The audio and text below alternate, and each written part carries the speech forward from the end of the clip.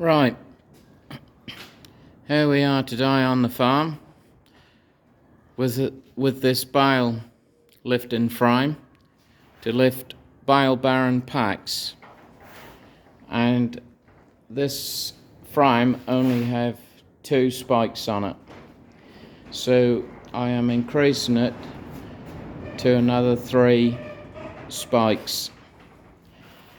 Firstly, this one here, I've welded this bush here, which take the tine,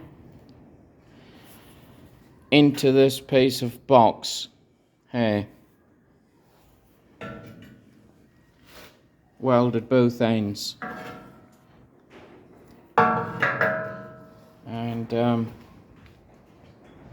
the only thing is with that, the box is slightly bigger than the bush. So to make life easy, I had to get these big washers and put round here, one there and one there, to central the bush over to one side so it lies inside the box true. Welded both ends, and the same with this one. And then there's another one on a piece of 4x4 box going here in the middle, as I couldn't use 4x4 box to save work and time. This is too narrow to take the bush here, hence is why I had to use this bigger box. So now I consider this an easier way to cut holes in a piece of 4x4 box with a plasma cutter. I'll just try and briefly show you how it's done.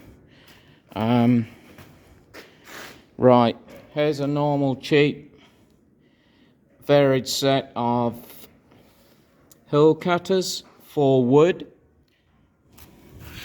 Find out which cutter you need, near enough suitable for the size hole you want. Cut it in a piece of ply, nothing too posh, and then lay the piece of ply over the piece of metal you want to cut. Get your plasma cutter, and then you can run round the outside very carefully and slowly, keeping the torch upright all the way round, and you'll get a perfect hole, or near enough. You might just have to tidy it up a bit with a flap wheel, one of these. Just take the edges off, and there's to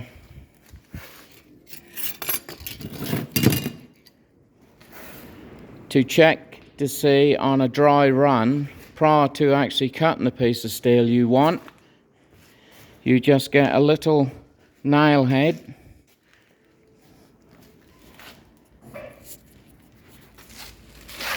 put it in the end, see,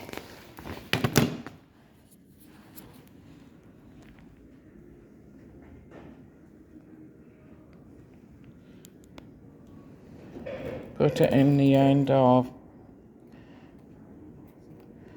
the cutter, like that.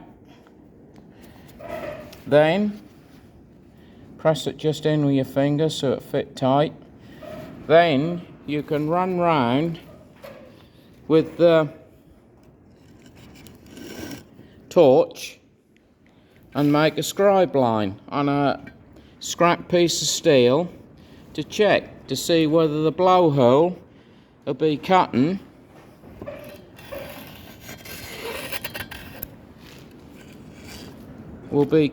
where you want it. I don't know if you can see the scribe line, but that's there. So then you can check it to see when you do want to really cut the permanent hole, that you'll be cutting in the right place. You might have to run round the outside of the inside of this hole to make fine adjustments, like with a wood file or a flap wheel, and you can just keep tweaking that as you go to get it so the blowhole come exactly spot on, and so whatever you need to do will become near enough spot on. I'll just show you now 2 holes which I have done.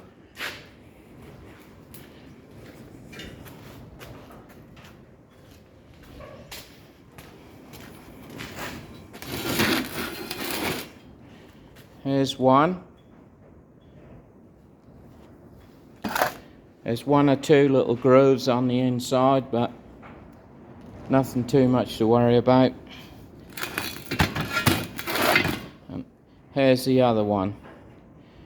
Right, now we'll slide the bush through.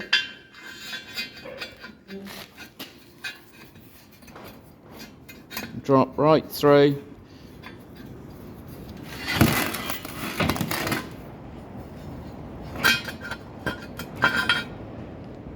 There, and that's that. Now if you look at the end, you can see the bush sitting there dead level.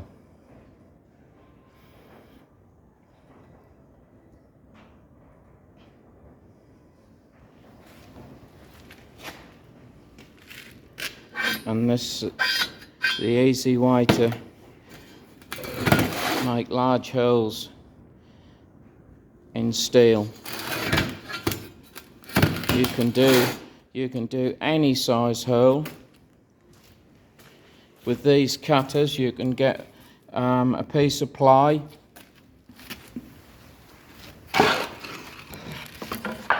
It's a piece of like 12mm ply or 18mm ply.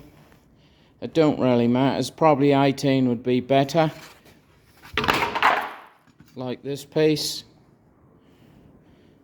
And just simply cut any size hole. And if you have to make adjustments, it's quite easy. You can cut any size holes.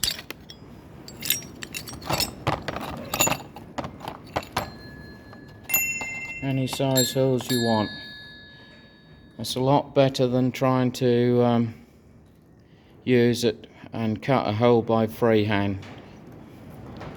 And you just cut a hole in the ply like that, and then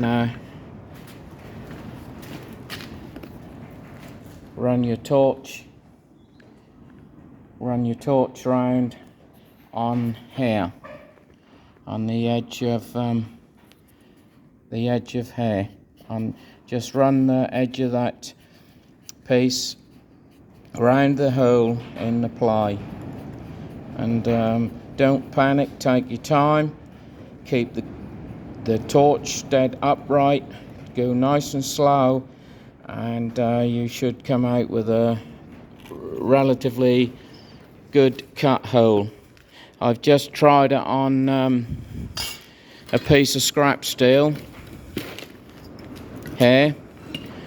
1 or 2 of the holes might be a little bit rough, but this was only a practice piece.